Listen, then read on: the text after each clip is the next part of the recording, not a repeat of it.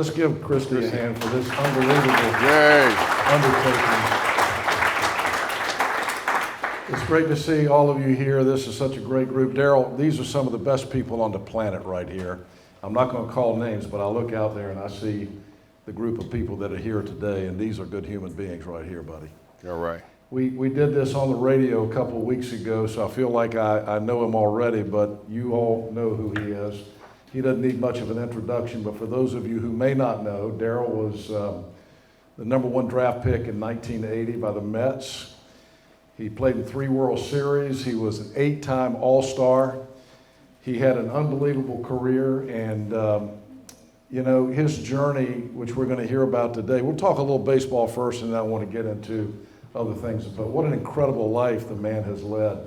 He's seen the highest of highs, the lowest of lows, and of course, you know, where we all eventually end up when we get our act together. He found Christ, and that fixed him.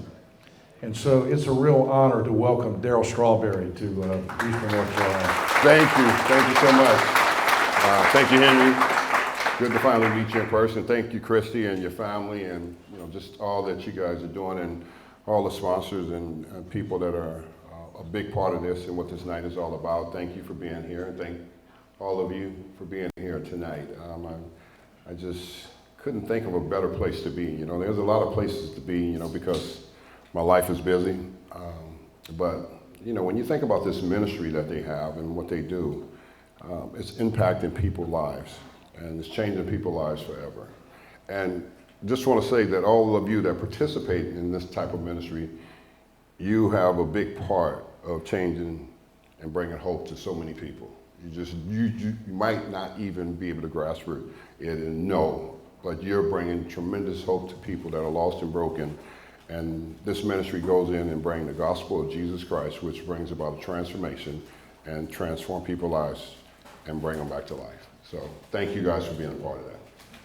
Let's start with a little bit of baseball. My son Hank is here, and I remember, I told you this story when you were on the radio the other day. I remember you were playing for the Lynchburg Mets. You remember Lynchburg? I do. I cannot not forget Lynchburg, you know. And there was a big ripple. Coach Witt, I bet you were there. There was a big ripple when we found out that Lynchburg was going to play the Kinston Indians. And, you know, we'd all heard about this hotshot kid that was the #1 draft pick and you know, destined to be the next great baseball player. And I remember going and watching you play in Lynchburg. You didn't, I mean, and Kinston, when you were with the Lynchburg Mets, you didn't spend a lot of time in the minor leagues. They brought you right up to the major leagues. Let's talk a little bit about your baseball career and some of the things, some of the highlights for you during those years. Well, thank you. It was pretty fun, you know, a lot going through the minor leagues. So you talk about Lynchburg. I mean, I came very close to quitting baseball after that season playing there. I just didn't really think I was, you know, going to make it. I just had some really hard times, you know, being homesick, being away from home. I mean, I started off in Kingsport, Tennessee, and then I go to Lynchburg, Virginia, you know, and start my minor league career. And I just remember the Mets organization telling me, why don't you just give it one more year? And I went to Double-A, the Texas League, and then I became a baseball player. You know, I developed into a player that year in the Texas League, and I realized that I was going to be a baseball player. I'm not saying I was a man, I'm saying I was a baseball player. Because see, people misunderstand those kind of things, you know, when you have a uniform on, everybody think that guy's a man, he's a great man, and he's this and that. No, it just made me a baseball player wearing a uniform, and I just remember that year in the Texas League playing so well, and then going from there. Everybody thought I was going to get called up to the big leagues that year, and they didn't call me up, so I went to winter ball in Venezuela, and I played over there in Caracas, and my God, was that a culture shock, you know, playing in Venezuela, you know, and I played there for like a month, and then I came back home, and then I went into the next season, which was my AAA year in Virginia, and I went there and I stayed there 1 month, and then they called me up to the big leagues. At the age of 21, I was in the big leagues. You know, we were just talking about, Coach Godwin's here, some of the ECU players and coaches are here. We got a kid that just got called up to the majors last week, Alec Burleson, who's a big star here at ECU. We got to watch him play on national television last night, got a base hit. What's it like when they finally call you up to the big leagues? Is it, and you talked about how you almost quit. Was it a confidence issue? And how did you go from there to getting called up to the Mets? Well, it has a lot to do with confidence. You know, I think going through the minor leagues, you have to be able to build your confidence. You're coming out of high school. I came out of high school. You remember, I was the #1 pick out of high school. I was 18 years old, so I went from an aluminum bat to a wood bat. So that was a big difference of swinging the bat. You had to make the adjustments and learn about yourself or what kind of player you're going to be. So when I had those type of experiences that I had going through that process, it was an adjustment. You got to make adjustments. Baseball is a game of adjustments. You got to continue to make adjustments. If you don't make adjustments, they're going to eat you up. You know, you got to learn how to hit better pitching. You know, you got to learn how to pick up the ball and pick up the spin of the ball, you know, when you get to the higher levels, because the competition is so much better. Everybody's good at that level. And it's a lot easier when you get to the big leagues, because when you get to the big leagues, everybody's around the plate. You know, and what I mean is pitchers are around the plate most of the time, and they got better control. And you got a better chance to be able to develop yourself when you learn who you are. It takes time to learn who you are. I didn't get to the big leagues and just dominate right away. I went there and I struggled. I got off to a really rough start. And I just remember my coach, Jim Fry, who was the hitting instructor that year, 1983, when I got to the big leagues. And I was supposed to be at the ballpark at 1 o'clock, and I didn't show up to 3 o'clock. And he got in my face and he came to me and he says, if you ever want to be great playing this game, you need to be at this ballpark early. He goes, I'm never going to wait for you again. And from that day forward, I came to the ballpark every day. I was at the ballpark at 2 o'clock. And I went on to win Rookie of the Year because of the fact of him really pushing me and showing me what it takes to be at the major league level and how to stay at the major league level. And what I mean by that is you got to work. You got to keep working.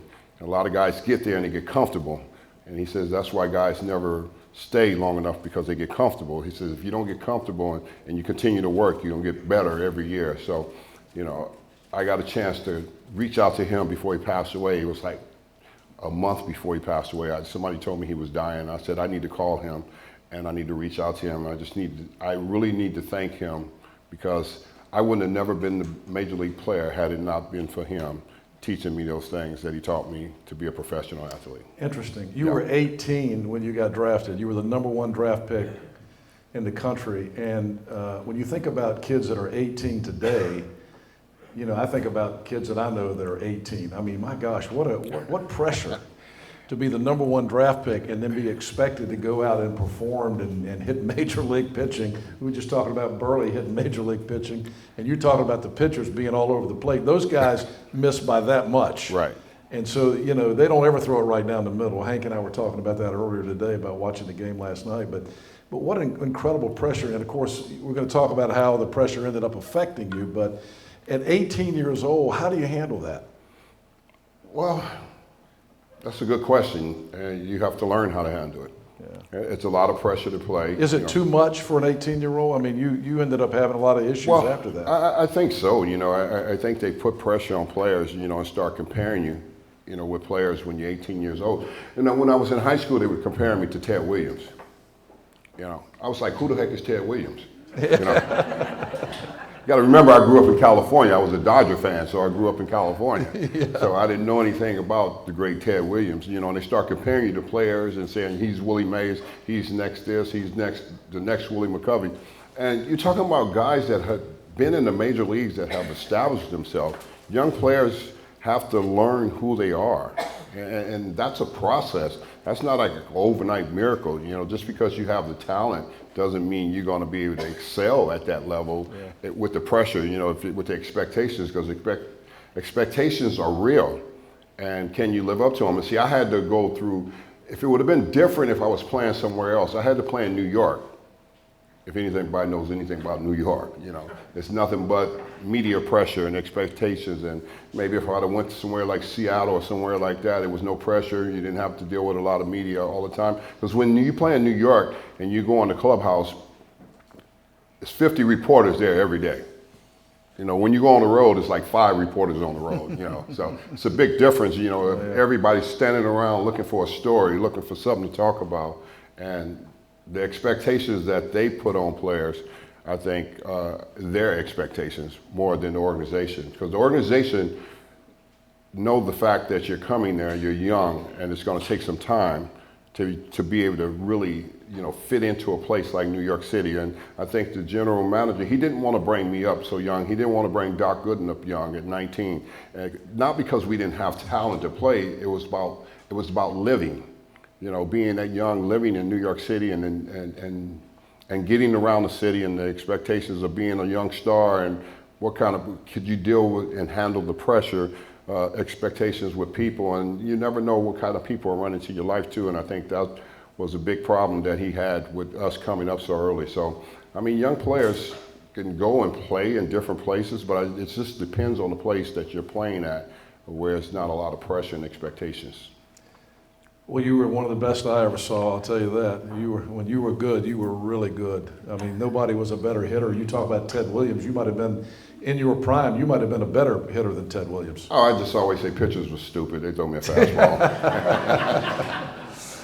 Darryl Strawberry, the name is a household word in this country. That adds a little extra pressure too. Let's talk about your life growing up. You told me some things when we did the interview on the radio that I didn't know, and I'd love this group to hear you talk about that. You struggled from the beginning with your relationship with your father. Can you talk about that? Yeah, I grew up in a very dysfunctional home. My mother was the sweetest little woman, raised 5 kids by herself after my father was out of the house. But I grew up in a home where my father was a raging alcoholic, and he used to come home and beat the living crap out of us and tell us we'd never amount to anything. So I was already broken before I ever put the uniform on. Lawlessness brings about brokenness, and it just continued to bring a broken generation. So I was broken in the uniform. I always say my pain led me to my greatness, but my greatness would eventually lead me to my destructive behavior. So my father was alcoholic. So he came home for the last time, one night again drunk, and we were young. I was about 14 years old, and he came home and pulled out a shotgun and said he was going to kill the whole family. And me and my brothers went into action. One of my brothers grabbed a butcher knife, and I grabbed the frying pan out of the kitchen. And my mother he was chasing my other brother around the table, and my mother looked at us and told us, "Get out of the house." We didn't know that the shotgun was empty because she had took the shells out, but we didn't know that at the time. So it could have been a tragedy in my life before I even started playing baseball. And this was just an ongoing situation in our household. And me and my brothers was just finally had it, and we were tired of him coming home like that in the rage and having our mother cry. So it put us in a situation where my mother felt like my boys have responded. Now I have to do something. And I just remember we got out of the house, but we wasn't going to leave the house, but she made us get out of the house and go to the neighbor's house. And when we came back, he was no longer there. So when we came back to the house, he was no longer there, and he never came back. And that was it. That was the final time that we saw him in the house. But I always look back on that night, and I always think me and my brothers that night, we were dead serious. We were about to kill him. And had it not been for my mother, we would have killed him that night. I know we would have. Did you ever see him again? I did. I would see him many years later after my life had changed, after I went through, my major league career, and I hated my father, and I never allowed him to be in my life, my career, and he never got a chance to meet his grandkids or anything like that. And then God saves me, and then I'm in California about to do a men's prayer breakfast. I'm about to speak on a Saturday morning. Friday night, God speaks to me. My father's in the hospital down in San Diego. My brother tells me he's sick, and he had a stroke. And I'm about to speak on Saturday morning. God speaks to me on a Friday night, and he tells me, I want you to go down and see your father in the hospital, and I want you to repent to him and ask him to forgive you. I said, what? He says, yes. He says, how dare you not give him grace, and I gave you grace. Yeah. How'd that go? I called my wife, and I said, the Lord is speaking to me on a Friday night. I said, would you pray for me? And she prayed for me. Because I always call my wife when I need to be covered in prayer, and she prayed for me. And I said, the Lord has said this to me, and she says, you need to do exactly what he said. And Sunday came, and I went down with my brother and went down to the hospital, and like the Lord said. He says, I don't want you to say anything about what he did to you. So I couldn't bring up nothing. He didn't want me to bring up anything. He says, I want you to go down there and I want you to ask him to forgive you, okay? And she said, you need to do that. And I went down there, and when I got there and I saw him, and I said, you know, the Lord has changed my life, and my life is different. I says, would you forgive me? And he shook his head and said, yes. And a tear came out of his eye, and I lost it. I just laid in his lap, and I just cried so hard. I just laid there, and I just said, I'm so sorry. You know, and I was just crying so hard. And then the Lord just let me go, and then the minute the Lord said, raise up. He says, now lead him in the center prayer. I says, you know the Lord has changed my life. Would you like to accept him as Lord over your life? And he said, yes. And he repeated after me. I said, repeat after me. And I led him in the center prayer, and I led him to the Lord. And 6 months later, he would pass away. You know, but What a story. yeah. Thank you for sharing that. But you carried all that unresolved anger through your career. Oh, no doubt about it. And let's talk about your career, because you became very destructive to yourself. How did that manifest itself? How did that happen? Well, I became exactly what my father was. I said I would never be like him, but I became just like him. I became a womanizer, alcoholic, and a selfish, self-centered man, just like he was. Because it was not broken, you know, in the midst of my career. You know, what I saw, I became. And I acted the same way. And when I became famous, you know, because when you become famous and you live in a lifestyle like that, there's no no's. Everybody say yes all the time, everything, whatever you want to do, yes. You know, and no one tells you no, you know, and that's what it was for me. I got to the big leagues at 21. I won Rookie of the Year. Then I signed an $8 million contract. Then I played all those years in New York. And then I become a free agent, and I signed the biggest contract, a $20 million contract. And, you know, nobody's telling me no, you know, because what? I'm Darryl Strawberry, you know, I can hit home runs, you know, I could produce on the field, because that's all they're really concerned about is, can you produce on the field? They don't care how you live. You know, that's not what sports is all about. It's more concerned about winning and losing, you know, when you put the uniform on. I know you guys see it from a different perspective and everything, but I see it from the inside. It's a business to them. You know, it's a business. Can you perform? As long as you perform and they know you have issues and problems, and a lot of times they don't really get you the help that you need, because you know why? They want you on the field. You know, they look at me, I'm multi-talented. He could do anything on the field. Yeah, he's got some issues, but we need him on the field. And that's just the way it was for me for so many years, you know, just being able to go out there and perform, you know. And I was performing at the highest level, but I was never well. I was always broken on the inside. I would hit home runs, hit grand slams, and slap high fives, win championships. But I used to always ask myself, who am I? You know, I was so broken on the inside. You know, I accumulated all this stuff and this wealth and this fame and have all this stuff, but who am I? And I think every guy wants to know that at the end of the day. And I just, you know, I realized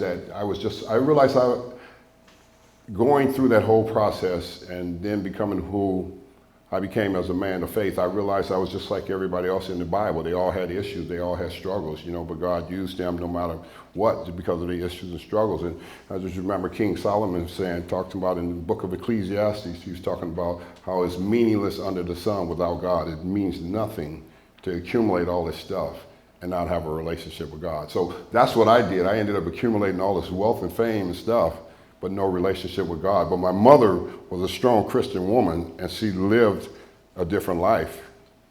I made a choice to go live the heathen lifestyle. I saw my mother live a life of faith, raising 5 kids by herself, and she was always in church.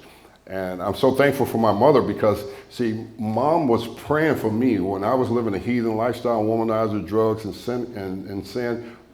Mama was praying for me. And she was dying, and she died at the age of 55. And my sister found a journal on her bed after she passed away.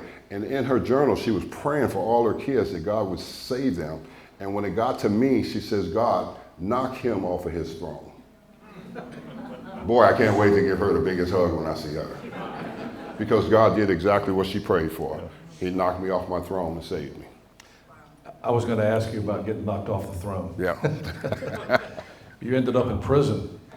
Yes, I did. I ended up in a lot of places. You know, I ended up in prison with a T-17169 because of addiction. I ended up in dope houses. I ended up, my wife Tracy pulling me out of dope houses, banging on doors, talking about God's got a plan for you. I said, well, why don't you just leave me here and you and that God and let me die? And she goes, you're just not that lucky. So the reason why I'm saying that, because it takes people to help people. And God is never going to do anything different. He's going to do what he's always done. He's always going to use people to help people. And that's what it was for me. You know, my wife, Tracy, ended up pulling me out of places, and she led me back into church and to the Lord. See, I ended up in prison because, see, God was doing for me what I couldn't do for myself. Because God knew had I stayed out, I probably would be dead. I wouldn't be alive. So that was just a place, a resting place to pull me back, you know, to stop me. Because I got to remember, I had cancer twice. I lost my left kidney in my second surgery, colon cancer. So nobody can tell me that Jesus is not a miracle maker. You know, I'm sitting here, I'm a living miracle because of Jesus, not because of anything great about me. It's because of the hand of God that was over my life and the prayers, you know, that was over my life by my mother and many other people that saved me and brought me to this greater place that I'm sitting today. Was there a specific moment that you can point to or remember where you finally got it? Because people always say you don't get it till you hit rock bottom. You were down pretty low. I mean, do you remember a specific moment that you said, okay, that's it, I'm going to fix this? There's a lot of rock bottoms, you know, and that people have to go to sometime. And I had to go through the places I had to go to get to where I needed to get to. And I think the moment of my life comes through my wife, of who I'm married to today. The Lord used her to lead me back to church. And what people don't understand is when I went back to church, you know, I was kicking and fighting, like most of us, you know, it's like, don't want to be in church. And she was on her journey with God. And I started watching her, and I started watching her walk with God, and I saw what it looked like, and I wondered why she was always happy. You know, she would wake up and roll out of bed every day. She still, to this day, you know, after 21 years together, she rolls out of bed at 5:30 to go study and be with God in the morning. I was like, well, God, I ain't getting up at no 5:30 in the morning. And God said, well, if you really want what she has, you're going to have to do what she's doing. So I had to do something different. And I had to get with God, and I got in church. And what people don't understand, I didn't become a minister overnight. You know, God sat me for 7 years in church. There was a point of growing that I had to go through, discipleship, you know, and I had to go through this whole process. And he sat me for 7 years before he released me. And I was always like wondering, you know, these are the moments that I look back and realize, you know, these were turning moments of my life, because I look back and I would look at Tracy and I was like, God, why are you always speaking to her? And God says, well, because she's always spending time with me. You don't spend no time with me, you don't even know me. And I realized from that point there, I started turning off that cell phone, and I started turning off that television, and I started locking myself in the room with God by myself and saturating myself in the Word of God. And that's how I developed my relationship to know God. Christy wants us to wrap this up about now and ask questions. I'm going to ask you one last question, and then we'll start taking questions from everybody else out here. As you look back on your life, and you still got a lot of living to do, but as you look back on your life and the incredible life that you lived, give us some advice. What have you learned? What things have you learned that can help us all? There are people probably in this room who are struggling with something. We're all having some sort of issues in our life. Tell us something that is profound that you've learned from all this experience you've had. Well, I think the most important thing from learning from life, you learn from the mistakes that you make. It's part of life. You know, the Bible doesn't say some of us would fall short, we all would fall short. See, if we tell ourselves we don't fall short, then when we fall short, we don't believe it's short. you know. We'll just think, oh, no big deal, you know, it's just a bad situation. But I would encourage, I would tell people about life that I learned about life. The storms of life are so real. Either you're in a storm, you're coming out of a storm, or storm's on the way. And it's about not drowning in the storms. You know, I could have drowned in the storms when I was lost, but I didn't. You know, I could have gave up, I could have quit, but I didn't. So if you go through the storms, you don't give up and you don't quit. And you find your faith, not in man, not in none of this stuff here. None of this means nothing, you know. I mean, when you find your faith in God and you find your purpose, because he has a purpose and a plan for every last one of us, and he created all of us for good. You know, we just happen to fall short in this living here, but he created us for good. And then when we go back, then now we know, you know, where we're supposed to be. We know who we're supposed to be. You know, it wasn't the baseball, it wasn't the fame and the fortune that God was looking at. God was looking at my soul. He wanted my soul to be well. And once my soul got well, I aligned myself up right to live according to the biblical principles, because that's what we were created for, was the biblical principles. Great stuff. All right, questions from the audience. This guy was one of your biggest fans, I was told. I know he told me. Darryl, I told you earlier that back in '86, I was on my knees and praying for you guys, and I was the reason that ball went through Bill Buckner's legs. Anyway, I just wanted to talk. I heard you on the radio the other morning, and I listened to Henry on the way to work, and just talk about the influence that Gary Carter had on you. That's a good question, because, you know, when you play sports and, you know, you see so many players, they say they want to praise God and give God glory, but don't live for him and live a different way. And when you see one guy that really lives that way, it's amazing. You know, see Gary Carter live and be free and be happy. And everybody persecuting him, you know, because he's smiling, he's always happy. Well, he was free. He had the greatest relationship. He was the greatest example for me what Christ looked like. All right, he would go out to dinner with us, and then when it was time to head back home, back to the hotel when we were on the road, he would head back to the hotel while all the rest of the boys are going out to be animals. And he didn't condemn anybody. I'll see you guys at the ballpark tomorrow. But he was a light in darkness, you know, and the light, I wanted what he had, but I just didn't have the guts to do what he was doing. You know, and I know a lot of other players wanted what he had, you know, because he was always talking about, you know, when we're headed back from the road trip and we're headed home, you know, they were talking about, kid, you happy we going home? Because Gary Carter, we call him Kid. He was drinking milk, you know. I wish I could have been drinking milk at that time.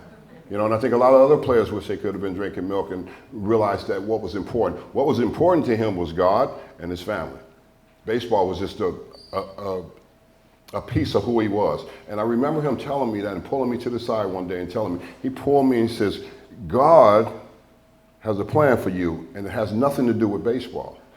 And I didn't even understand it, but he says, you're going to see it one day, but it has nothing to do with baseball, because he says, I see your heart. Don't get confused with all this baseball stuff and making money. But he says, God has a bigger plan for your life. Great question, Gerald. They told that on the radio the other morning. I should have thought to ask it myself. Who's got another question? I want to ask a question while I'm going up to somebody, but you were talking about hitting rock bottom and rebuilding your life on biblical principles. And I don't know if you shared it earlier, but he signed some of the biggest contracts ever in baseball at that time. $30 million. Comes out of his career $3 million in debt. Mm-hmm. So his wife says when they got married, they were living in her basement of her parents' house. Yeah. $3 million in debt.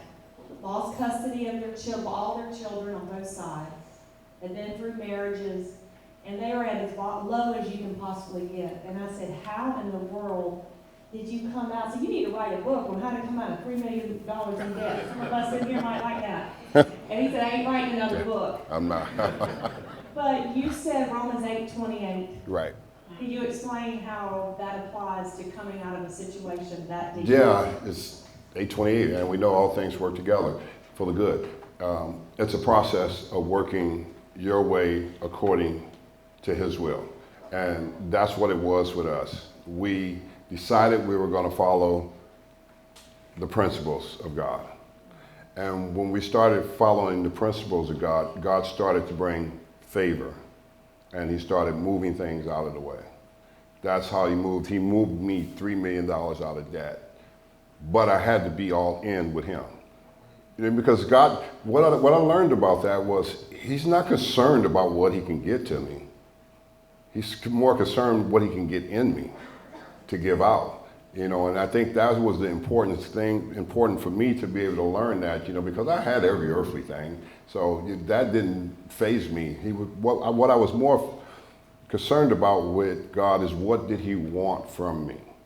And he wanted me to learn the principles and learn how to live by them so that I would be able to go back and make a difference and help somebody else. Because at the end of the day, it's never about us. Yes, he saves us, of course, everybody that comes to him, he saves you and transforms you, but he takes you through this whole walking process to get you where he needs to get you. And he wanted to get me to a greater place. And I didn't realize what I do today is greater than playing Major League Baseball.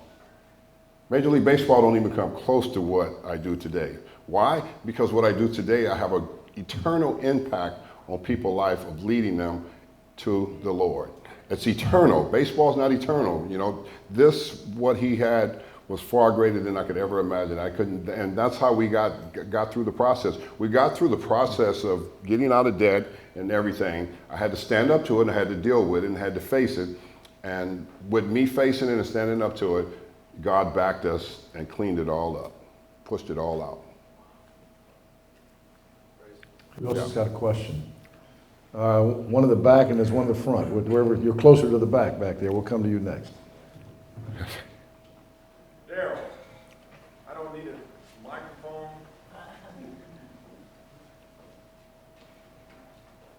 I love you.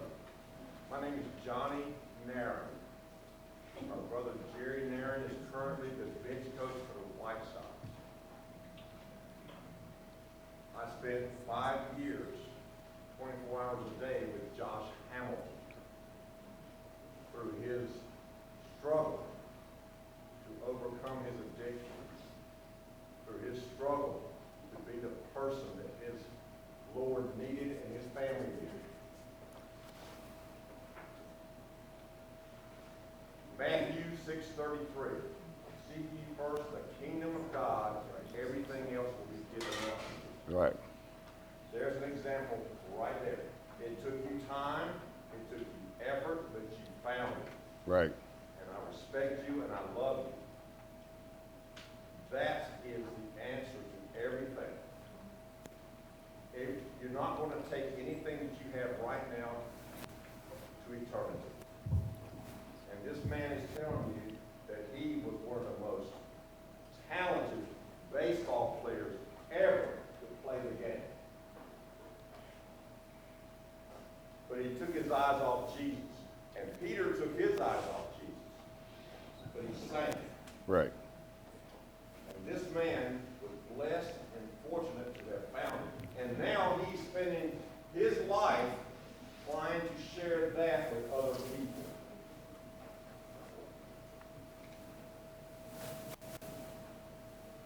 Thank you. Thank you, sir. Thank you. Yeah. Really good. Darryl, you talked about your wife Tracy, of course, and what she means to you.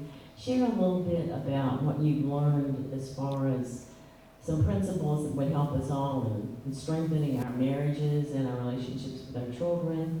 And tell us a little bit about your restoration with your children. Yeah, that's a really good question. God has really restored. He's restored everything. He's restored our life.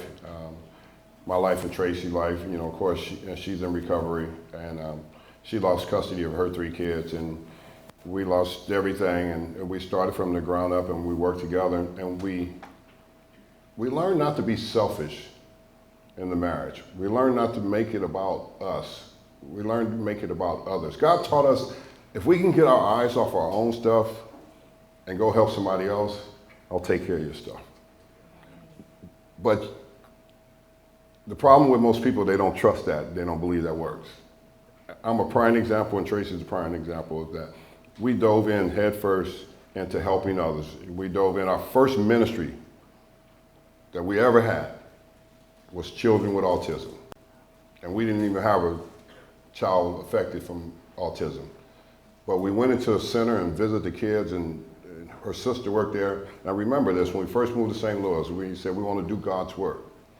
And God says, well, get your eyes off of your own problems and put your eyes on going to give back something to someone else. Because all of us have a lot to give, but we just don't give it. You know, we're too busy. What are we doing? We're too busy doing what? Nothing.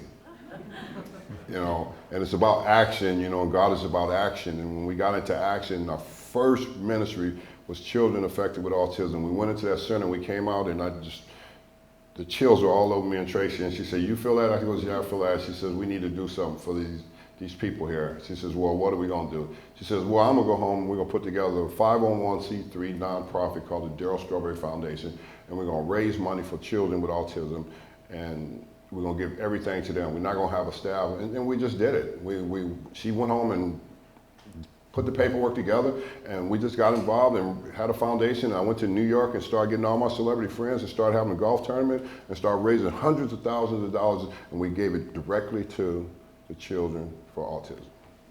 And that's what brings a marriage together, stronger than ever. When you work together, when you don't work alone, when you work together, and that's what me and Tracy have always done. We've worked together in God's will and God's plan of loving other people and helping other people, getting out of our own way, our own stuff, and let God take care of your own stuff, because he does, you know. And it's called faith, you know, which a lot of us struggle with. You know, we don't struggle with faith. We know what faith is. We understand what faith is. And we live according to the faith principles. We don't live according to our own personal principles, but we live according to what faith is and operating in faith and doing something that makes a difference in somebody else's life. And I think that's why this ministry is so powerful with Christy. Because she doesn't have to do this. You know? She doesn't have to do this, but it's something she do because when the Lord puts it in you to do something to go help somebody else, then he'll take care of everything else and all your necessary needs, because he just does that. You know, I mean, he's different. You know, he's not like us. He does not lie. He tells us things that he wants us to do, and if we go do them, he shows up in your life in such a miraculous way. You know, you'd be amazed. I can't begin to tell you what he's done in my life. It's hard to describe. And I know I don't deserve it, and I always ask him why. He said, well, because you made yourself available, you know, for my work. And that's what it is at the end of the day. We make ourselves available, and God does the rest.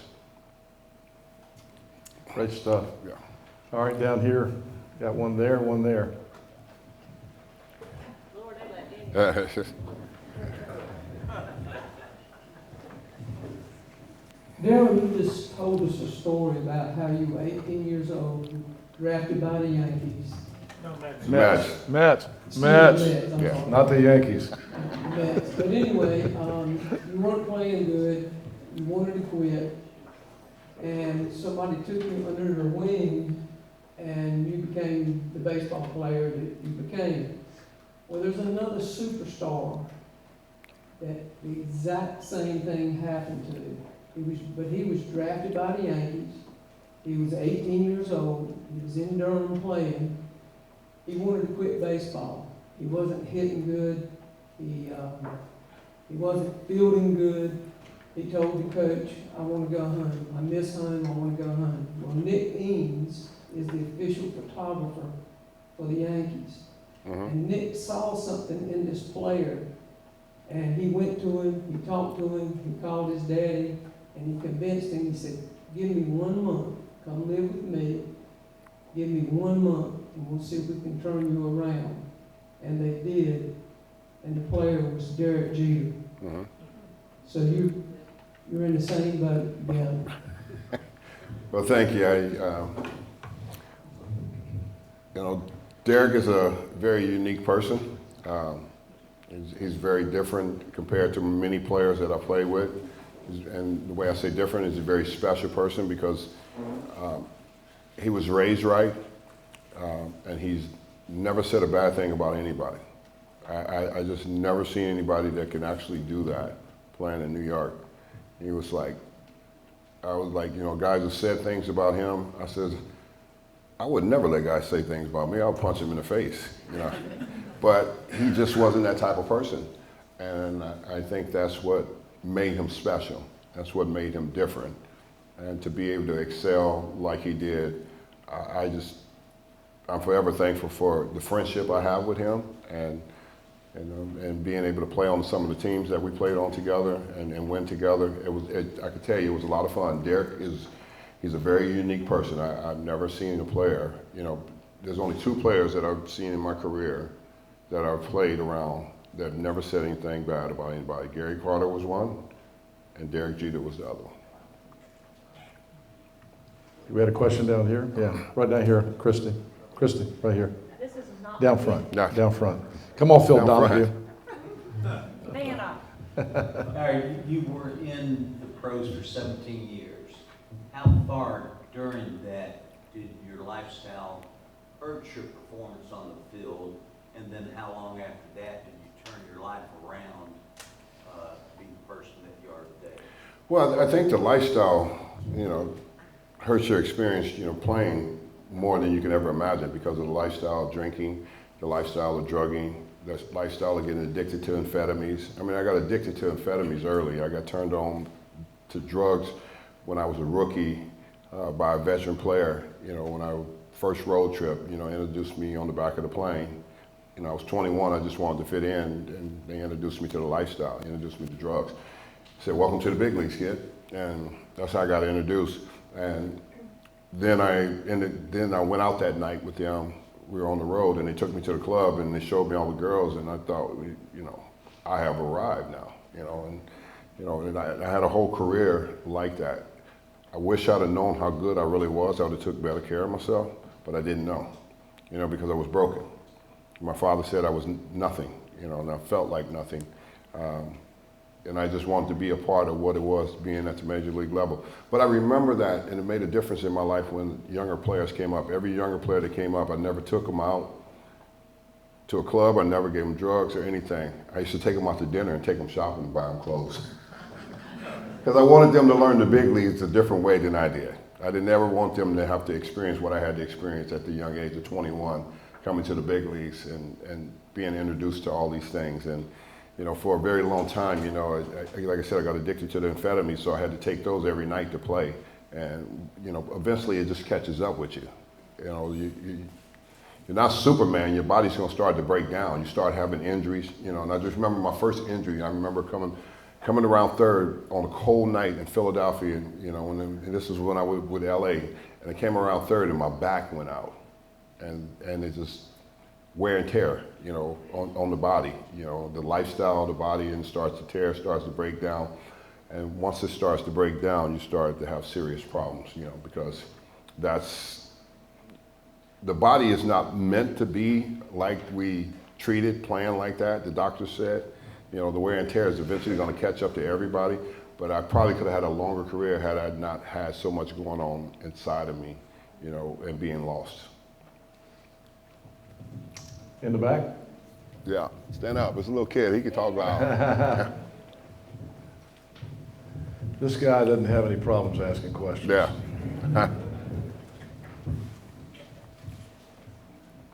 What was your biggest play, like your best play? Biggest play? My best play? Home runs, I can tell you that. Yeah, there was a couple big home runs. I mean, I hit one off the clock in St. Louis in 1985 against the Cardinals. Ken Daly threw me a hanging breaking ball. I'll never forget that ball. I hit it so hard, it was just like on the line like this. It was on his way up, and it hit the clock in Busch Stadium. Busch Stadium was big too back then. And my other biggest one was probably against Nolan Ryan. I hit a ball in the playoffs against Nolan Ryan down the right field line. He was throwing a shutout, punched out by like 10 of us or something like that. He had a 1-0 ball game going, and I hit a ball down the line that stayed fair and stayed in and tied the game up, and then we go on to win that game. So, you know, I always remember those moments like that. Those are big moments like that. Nolan Ryan say anything to you? Huh? he say anything to you? He liked to talk. Oh, no, Nolan? Yeah. No, the reporter came over afterwards and he said, "You want to know what Nolan said?" I said, "Yeah, what did he say?" He says, Nolan said, "Well, what happened on that pitch?" He asked him what happened on that pitch. Nolan said, "Well, his talent beat my talent." He was right That about was pretty cool to come out of Nolan, you know, to say that, you know, and think. He was All right, we talking got a about, few more minutes. Questions. Let's take a few more here, and then we're going to head over to the other. Okay, Pastor Kennedy over here. I don't, yeah, you expect. yeah. Yeah, he doesn't need a microphone. You're one of the most talented baseball players to really ever come out of college. Who were some guys that you played with that you would say, or even saw, that were like wow to you?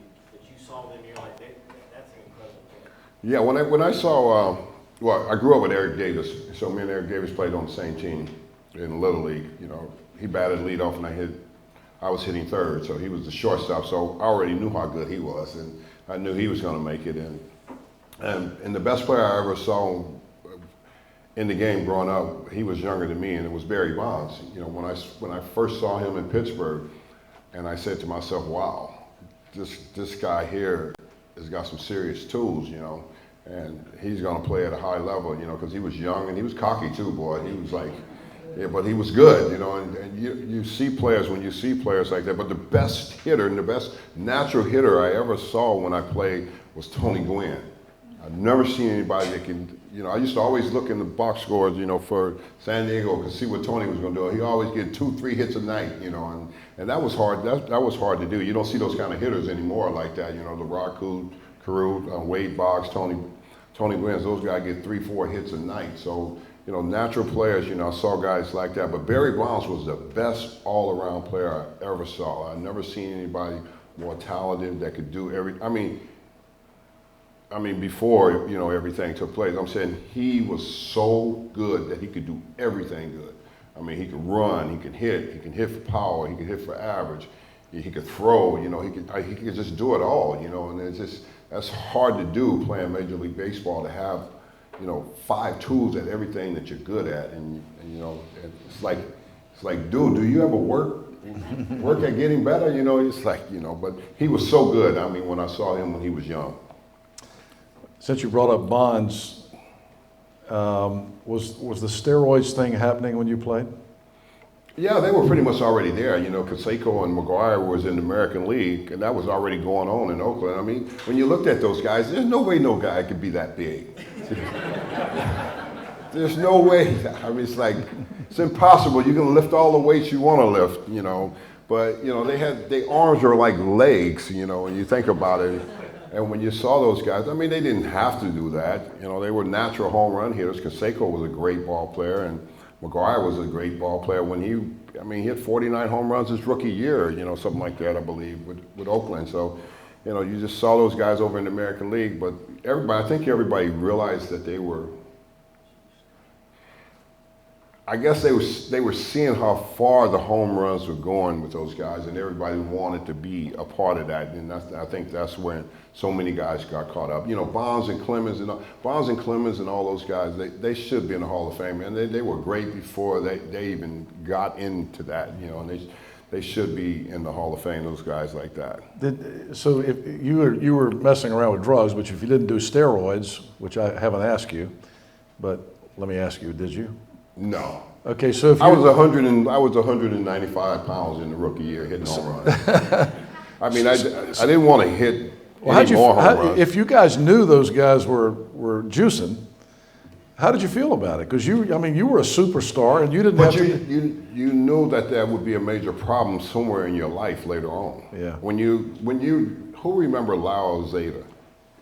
Remember, he got on national television and told everybody, do not take this stuff, right? You know, because he paid a major price for it. He made it clear that, you know, you're going to pay a price for this, you know, somewhere down the line.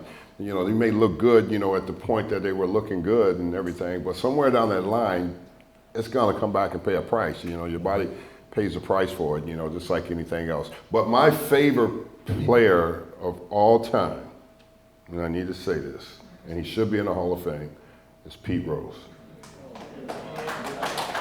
My favorite player of all time is Pete Rose, Charlie Hustle. That's what made me play baseball. So you're okay with his, maybe not okay with his behavior when he was managing, but you feel like that should be forgiven? But everybody's got some behavior. Yeah. You think all those guys in the Hall of Fame, they wasn't just goody two shoes. But they weren't betting on the games, Darryl. Yeah, but I'm just saying, they've done something too. Everybody's done something, man. Trust me, everybody's done something. Pete Rose, Charlie Hustle. I mean, that's how I started playing baseball. I saw Pete Rose play. I remember growing up and watching the Dodgers and the Cincinnati Reds. And I remember a game of the week. Who remember that game of the week? And they would always talk about the Cincinnati Reds. They would talk about Joe Morgan and Johnny Bench and Tony Perez. They had all these great players, but they would always talk about Charlie Hustle. And I saw Charlie Hustle play, and you know why I like Charlie Hustle? Because his uniform was dirty all the time. So that means he was a baseball player if he got his uniform dirty. So if you kept your uniform clean, if you keep your uniform clean, guys, you're not a ball player. Get that uniform dirty. Those are the coaches back here. Oh, coach, all right. Squeaky clean. Get that uniform dirty. Make that uniform dirty. It's a better look when it's dirty. So, but Pete Rose is, you know, I've loved Pete Rose, and I just hope one day they will honor him, you know, for being who he was and what he did in the game of baseball. Because what he did on the field, you cannot take away. That's on the back of his bubblegum card and will be there forever. All right, who's got a question? We're down to the last couple of minutes here. If you got one, forever. I'm going to walk over here, but I'm going to ask a question as I'm going. I had the opportunity to interview Darryl for our Victorious Living magazine. He's going to be on the cover next, our next issue.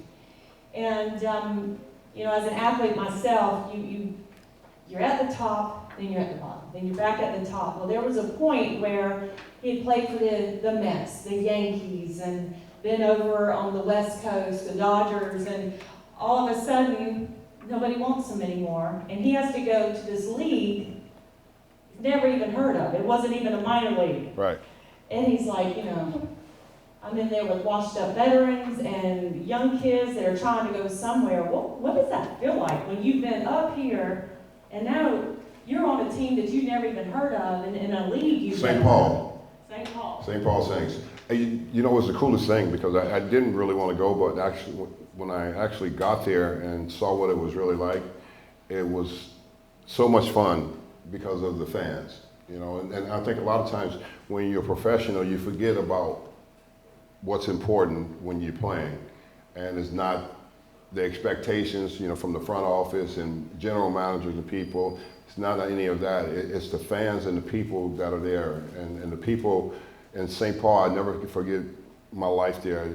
They loved me back to life, and they made me love baseball again because I really hated baseball and didn't want to have anything else to do with it. And when I got there, they made it so much fun, and that made me to remember always what's important when you play this game. It's not about those that are running the team, it's those that's in the seats.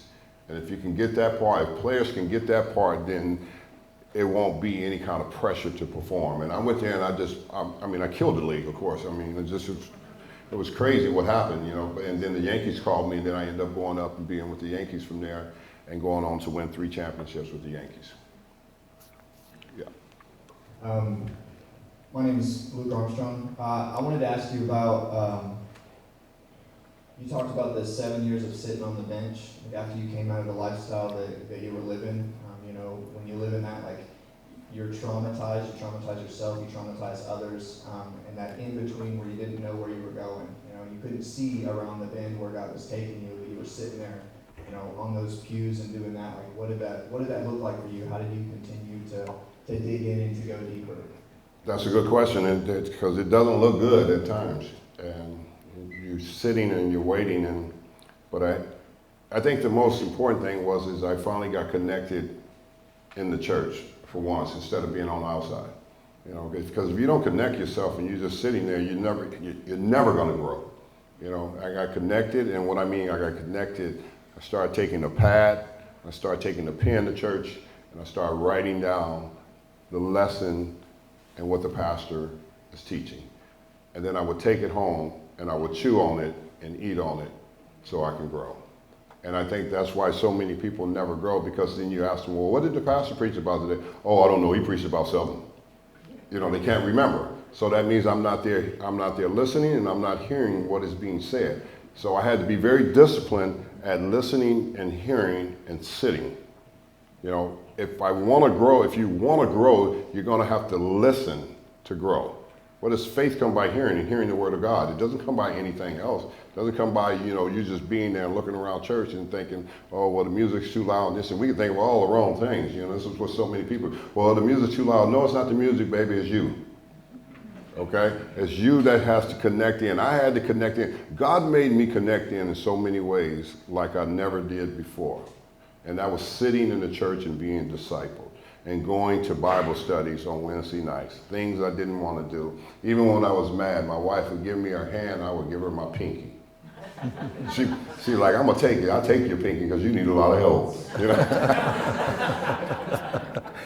And that's what it's really all about, because what I've learned about God as I've learned to walk with God over these years now, God is not looking for anyone perfect, because no one is perfect.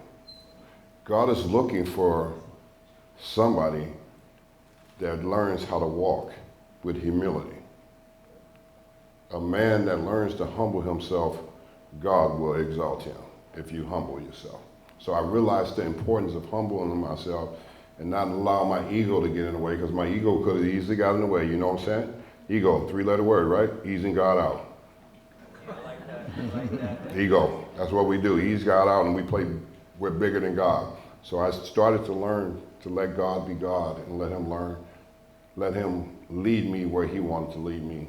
And I think if you can learn that of yourself and learn to humble yourself and walk with humility. You think about Moses. Moses couldn't even speak. God used him mightily to lead the Israelites out. Why? Because of his meekness.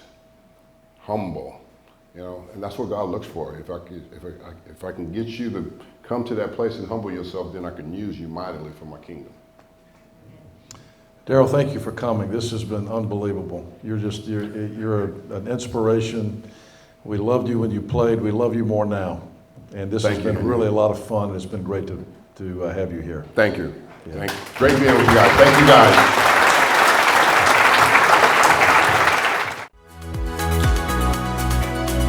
Are you an inmate in prison who needs encouragement?